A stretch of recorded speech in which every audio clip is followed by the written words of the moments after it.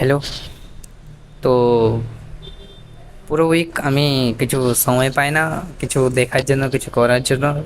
তো সানডের প্রচুর মানে যেমন মানুষ দুর্গাপূজার অপেক্ষা করে, ঈদের অপেক্ষা করে যে ঈদ আসছে, দুর্গাপূজা আসছে, আমি ওই রকম সানডের অপেক্ষা করি।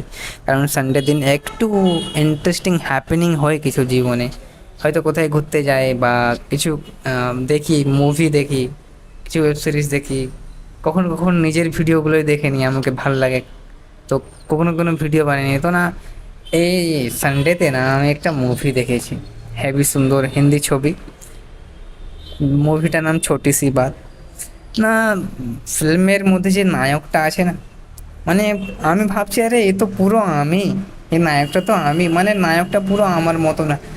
হ্যাবলা টাইপের, মানুষের সাথে ভালোভাবে কথা বলে না, হ্যাভি ইন্ট্রোভার্ট ছেলে। কারোর সাথে মানে কেউ যদি জোর করে তাকে বলে দেয়, আবার জোর করে সে চুপ হয়ে যায়, কিছু বলে না। কাউকে ঘুরে ডাকতে পারে না। যেমন ট্রেনের মধ্যে কোনো খাবার আসে, আপনি খাওয়ার বালাকেও বলতে পারেন না যে কাকু এক প্লেট দাও, ঘুগনি দাও তো। আমার মতন পুরো ইন্ট্রোভার্ট। তো না, ছেলেটার না একটা মেয়ের সাথে প্রেম হয়, মানে একটা মেয়েকে পছন্দ করে। এবার এতটা ইন্ট্রোভার্ট না সে, মানে প্রত্যেকদিন তার সাথে বাসে যাচ্ছে আসছে, যাচ্ছে আসছে, যাচ্ছে আসছে, কথা বলতে পারছে না কোনোভাবে। যদি কোথাও মেয়েটা কখনো কখনো সাহস করে কিছু জিজ্ঞেস করে নিচ্ছে না, ওর ওর ওখানে হাওয়া বেরিয়ে যাচ্ছে, ফুস হয়ে যাচ্ছে আমার মতন। যখনই যাচ্ছে ওর সাথে সাথে পিছনে পিছনে যা ঘুরে দেখছে ঘুরে পালিয়ে আসছে, এমন হচ্ছে। পুরো সেম টু সেম আমার মতন, একটুও সাহস নেই। মানে ডোন্ট মাইন্ড, আমার সাহস অনেক আছে, কিন্তু মেয়ের ব্যাপারে আমার সাহস নেই। মানে আপনারা ভাববেন হয়তো যে সাহস নেই মানে আমি বলছি যে হয়তো মানুষ, অন্য মানুষ থেকে ভয় করি আমি, না।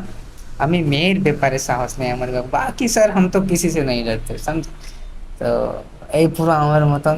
লাস্টে না তার জীবনে একটা মেন্টর এসেছে, মানে একজনের কাছে যাবে সে গাছ, মানে একজন পপুলার লোক আছে যে সবাইকে না অ্যাডভাইস দেয়। তো তার কাছে গেছে, তাকে না সে না অনেক কিছু তাকে শিখিয়েছে। যে চোখে চোখ রাখে, চোখে চোখ দে, মানে চোখে দেখে কথা বলতে হয় মানুষের সাথে। আর ভালোভাবে হ্যান্ডশেক করতে হয়, একটু কনফিডেন্ট হয়ে থাকার চেষ্টা করতে হয়, ফেক স্মাইল করতে হয়, অনেক কিছু শিখিয়েছে। হ্যাঁ, মেয়েদের সাথে কীভাবে কথা বলতে হয়, এরকম অনেক কিছু শেখাচ্ছে। তো এবার লাস্টে, মানে দেখুন মুভি তো হ্যাপি এন্ডিং হবে, মানে হিন্দি ছবি মানে তো বুঝতেই পারছেন হ্যাপি এন্ডিং হবে।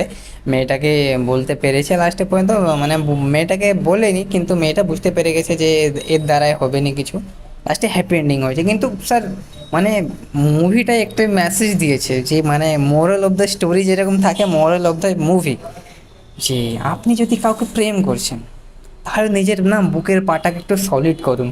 আপনি না তো যদি ভীতু হয়ে থাকবেন তো সারা জীবন, মানে যে যে অ্যাডভাইসটা দিবে, মানে যার কাছে যাবে যে লোকটা, না সে বলবে যে আমি এক সময় একটা মেয়েকে খুব ভালোবেসেছিলাম কিন্তু কোনোদিন সাহস করে বলতে পারিনি, এই জন্য আমার সারা জীবন আমার রিগ্রেট রয়ে গেছে, সারা জীবন আমাকে রিগ্রেট রিগ্রেট ফিল হয়। তো এটাই বলেছে যে যদি আপনি কাউকে প্রেম করছেন, কাউকে ভালোবাসেন, তো একটু বুকের পাটা সলিড করুন, পায়ের নিচের মাটির কংক্রিট করুন। আর সাহস করে যে বলুন, তার সাথে কথা বলুন, বলে দিন, তারপর যা হবে দেখা যাবে, হ্যাঁ হবে না হবে দেখা যাবে। কিন্তু এটাই আমার নেই স্যার। আমি এটা মানে আমার তো রিগ্রেট হয়। আমি তো মানে দেখুন, জীবনে সবসময় আমার ওয়ান সাইডেড রিলেশনশিপ হতেই থাকে। আমার তো মানে পছন্দ লেগে যায় যাকেই দেখি, জানি না কেন। আর তাকে একটু বেশি তার ব্যাপারে জানলে, তাকে দেখলে একটু বেশি আমার তো প্রেম টেম হয়ে যায়। তো প্রথমে প্রথমটাকে বলতে পারিনি, তার তো রিগ্রেট আছে আছে দাদা। সেকেন্ড বারেও বলতে পারিনি, তার তো হেভি বড় রিগ্রেট। একটু সাহস নিয়ে আসতে হবে, নাহলে এরকম হতে থাকবে জীবনে।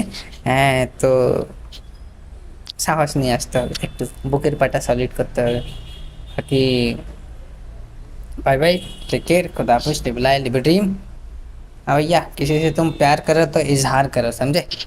বুম। আমি তো বলতে পারিনি, আমার মধ্যে সাহস শূন্য। বলবো কি করে, কথা বলতে পারি না, কি ভয় লাগে, লজ্জা লাগে।